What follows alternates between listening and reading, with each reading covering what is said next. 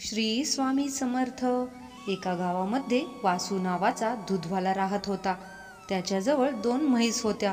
तो दररोज त्या म्हशीचं दूध गावामध्ये फिरून विकत असे। वासूचा एक रोजचा नियम होता, दूध विकल्यानंतर त्याच्याजवळ जे दूध शिल्लक राहत होतं ते दूध रस्त्यात असलेल्या महादेवाच्या मंदिरात जाऊन शिवलिंगावरती तो वाहत असे। त्याचा मित्र राघव त्याला रोज असं करताना पाहत होता। एके दिवशी राघव वासूला म्हणाला, तू एवढी मेहनत करून रोज गावामध्ये दूध विकतोस आणि जे दूध शिल्लक राहतं ते तू शिवलिंगावरती वाहतोस। दुसरे लोक तर थोड्याशा दुधामध्ये पाणी घालून मग ते शिवलिंगावरती वाहतात। तू पण असं करू शकतोस आणि राहिलेल्या दुधाचं दही किंवा तूप बनवून बाजारात विकू शकतोस। त्यामुळे तुझी जास्त कमाई होईल।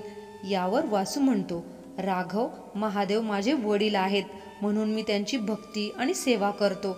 महादेवाच्या कृपेने माझी एवढी कमाई होती की ज्यामध्ये मी खूप खुश राहू शकतो। राघव वासूच्या बोलण्यावरती लक्ष देत नाही। वासू नियमित शिवलिंगावरती दूध वाहण्याचं काम करत राहिला। एके दिवशी मंदिराचे पुजारी वासूला म्हणाले, वासू, तू प्रत्येक दिवशी महादेवाला दुधाचा अभिषेक करतोस, तुझी काही इच्छा आहे का, ज्याच्यासाठी तू हे सगळं करतोस? तेव्हा वासू म्हणतो, मला महादेवाकडून काहीही नको आहे। मी कितीतरी लोकांना दुधामध्ये पाणी घालून देवाचा अभिषेक करताना पाहिलं आहे।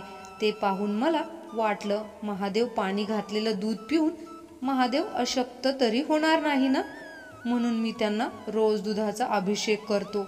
वासूचं बोलणं ऐकून पुजारी म्हणाले, अच्छा, ठीक आहे। एके दिवशी गावामध्ये खूप मुसळधार पाऊस पडत होता।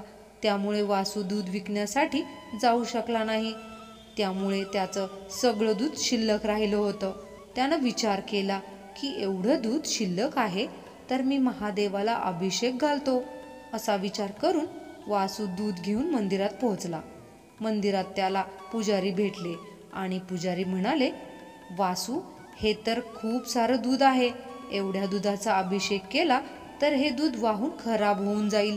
त्यावर वासू म्हणाला, मग मी या दुधाचं काय करू? मी हे दूध घरी पण परत घेऊन जाऊ शकत नाही आणि त्यामुळे हे दूध खराब होऊन जाईल। पुजारी म्हणाले, तू एक काम कर, या सगळ्या दुधाची खीर बनव, नंतर महादेवाला खिरीचा नैवेद्य दाखव आणि नंतर सगळ्या गावात खिरीचा प्रसाद वाट, यामुळे तुला पुण्य मिळेल। वासू म्हणाला, पुजारी, हे तर खूपच चांगली गोष्ट आहे। मी आत्ता जाऊन बाजारात खिरीसाठी सामान घेऊन येतो। वासूला पण पुजाऱ्याचं म्हणणं पटलं।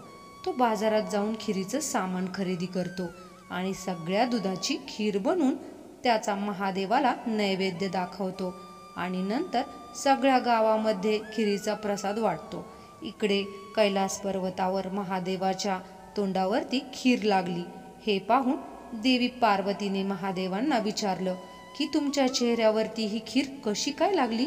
महादेव देवी पार्वतीला म्हणाले, माझा प्रिय भक्त वासू आहे, त्याच्या परम भक्तीने मी प्रसन्न झालो आहे।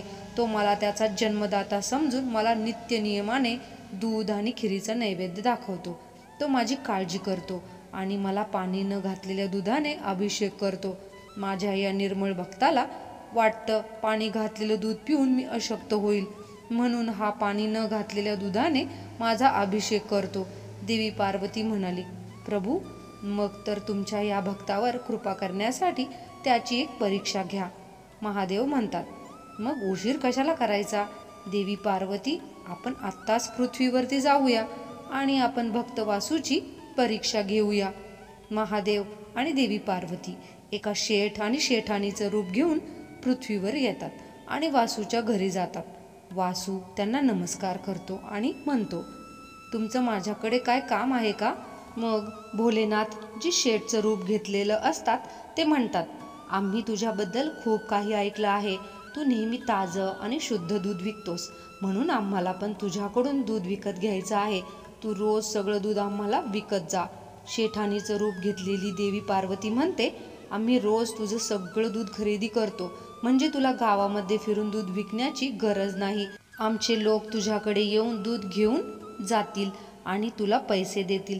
तेव्हा वासू म्हणतो, मी तुम्हाला सगळं दूध नाही देऊ शकत। माझी म्हैस जेवढे दूध देते त्यातलंच महादेवाचा अभिषेक आणि खिरीचा प्रसाद बनवण्यासाठी ठेवणार. तेव्हा शेठ म्हणतात, पण आम्हाला तर रोज भरपूर दूध पाहिजे. तू सगळं दूध दे. तुला हवं तर त्याची 4 पट जास्त किंमत घेऊ शकतोस. तुझी चांगली कमाई होईल. तरीही वासू म्हणतो, नाही शेठजी, मी तुम्हाला सगळं दूध नाही देऊ शकत. तुम्हाला दूध हवं असेल तर मी शिवमंदिराच्या हिस्स्याचं दूध बाजूला काढून ठेवेन आणि मगच तुम्हाला देऊ शकतो. नाहीतर काही हरकत नाही. शेठ आपल्या बायकोला म्हणतात, चल आपण दुसरीकडे दूध मिळते का पाहूया. हा तर खूप मोठा शिवभक्त दिसतोय. शेठ आणि शेठाणी तिथून निघून गेले. दूर जाऊन त्यांनी एका गरीब ब्राह्मणाचं रूप घेतलं. महादेव देवी पार्वतीला म्हणाले, देवी पार्वती, आता आपण आपल्या भक्ताची परीक्षा वेगळ्या प्रकारे घेऊया. महादेव आणि देवी पार्वती मंदिराच्या पायऱ्यांवरती बसतात. वासू दूध विकून मंदिरात जात होता. त्याने पाहिलं एक ब्राह्मण आणि त्याची बायको रडत आहेत. वासू त्या दोघांना विचारतो, तुम्ही का रडत आहात? काही अडचण आहे का? मला सांगा, मी तुमची काही मदत करू शकतो का? मग तो ब्राह्मण म्हणतो, बेटा, भरपूर दिवस झालं आम्ही काहीच खाल्लं नाही. आमच्याकडे खायला प्यायला काहीच नाही.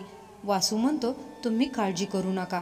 माझ्याजवळ थोडं दूध आहे आणि या डब्यामध्ये खीर आहे. तुम्ही हे दूध पिऊ शकता आणि ही खीर पण खाऊ शकता. त्यामुळे तुमचं थोडं तरी पोट भरेल. दूध आणि खीर घेऊन ब्राह्मण म्हणतो, भोलेनाथ तुझं भलं करेल. बेटा, तू आज आम्हाला दूध आणि खीर खायला घालून आम्हाला तृप्त केलं आहेस. तेव्हा वासू म्हणतो, जर मी तुम्हाला उपाशी ठेवून महादेवाला दूध आणि खिरीचा नैवेद्य दाखवला असता तर त्यांनी पण नैवेद्य खाल्ला नसता. कारण ज्या प्रकारे मी त्यांना माझे वडील मानतो तसेच ते तुमचे पण वडील आहेत. मग मी त्यांच्या मुलांना उपाशी कसं ठेवू शकतो?